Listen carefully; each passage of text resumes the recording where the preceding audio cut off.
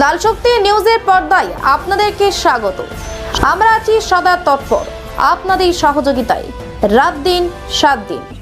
এই মুহূর্তে আমাদের হাতে থাকা আপডেট তুলে ধরছি আপনাদের উদ্দেশ্যে।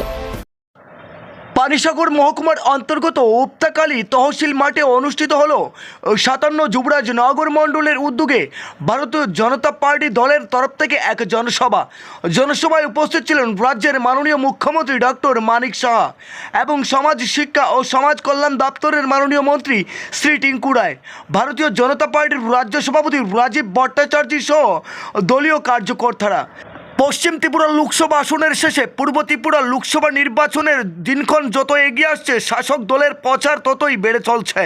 বসে নেই কর্মকর্তারাও, প্রতিদিন চলছে বাড়ি বাড়ি প্রচার থেকে শুরু করে পথসভা, উঠান সভা। তাছাড়াও রাজ্যের মুখ্যমন্ত্রী ক্লান্তহীনভাবে বিরামহীন প্রতিনিয়ত কোথাও না কোথাও প্রতিটা মহকুমায় রোড শো, জনসভা প্রচারে উপস্থিত থাকছেন সশরীরে। ওনার সাথে থাকছেন রাজ্যের ক্যাবিনেট অন্যান্য মন্ত্রীবাবুরাও। লোকসভা আসনের প্রার্থী কৃতি সিং দেববর্মাকে জয়যুক্ত করার আহ্বানে জনগণের উদ্দেশ্যে কি বললেন রাজ্যের মুখ্যমন্ত্রী এবং মন্ত্রী টিঙ্কু রায় এবং রাজ্য সভাপতি রাজীব ভট্টাচার্য। ব্যুরো রিপোর্ট, লাল শক্তি নিউজ।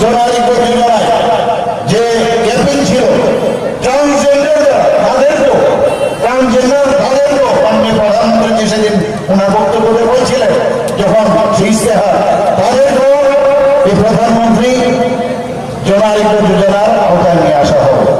শুধু তাই নয়, যারা 70 বছরের মধ্যে, যারা কোনো ক্যাপিং এর মধ্যে না, কোনো ক্রাইটেরিয়ার মধ্যে না, ইন জেনারেল সবাই এখানে 70 বছরের উপরে অনেক আমার দাদারা আছেন, বয়স্করা আছেন, গুণীজনরা আছেন। 70 বছরের উপরে যারা থাকবে তাদেরকেও প্রধানমন্ত্রী জনারিত যোজনার মধ্যে নিয়ে আসা হবে। দীর্ঘ বছর তাদের খাটতে হয়েছে। ভারতীয় জনতা পার্টি সরকার আসার পর আজ 6 বছরে তাদেরকে আমরা 176 টাকা মজুর করে দিয়েছি। আজ আপনারা কংগ্রেস নেতা যারা আছেন এই তিলতই বাজার বা বিলতই এলাকাতে, পানিসাগরতে যারা কংগ্রেস করেন, যারা সিপিএম করেন, তাদেরকে জিজ্ঞাসা করবেন না আপনারা কাদের স্বার্থে আমাদের এই রাজ্যের হাজারো হাজারো যুবকের জীবন যৌবন ধ্বংস করেছেন। আমি জানি, আমার পরিচিত অনেক লোক এখানে বসে আছেন যাদের অপরাধটা ছিল আপনারা কংগ্রেস করতেন। ওই কংগ্রেস ঝান্ডাটা হাতে নেওয়ার কারণে আপনার চাকরি হয়নি, আপনাকে বিভিন্নভাবে প্রতারিত করা হয়েছে। বিভিন্ন নির্বাচনের পর আপনাকে এখান থেকে তাড়িয়ে দেওয়া হয়েছে, অন্য জায়গায় গিয়ে আপনাকে থাকতে হয়েছে। আপনারা জিজ্ঞাসা করবেন না ওই সমস্ত কংগ্রেস নেতাদের, আজ কেন তোমরা ওই সিপিএম এর হাত ধরেছ, আজ কেন ওই সিপিএম এর হাত ধরে মিছিলে হাঁটছ।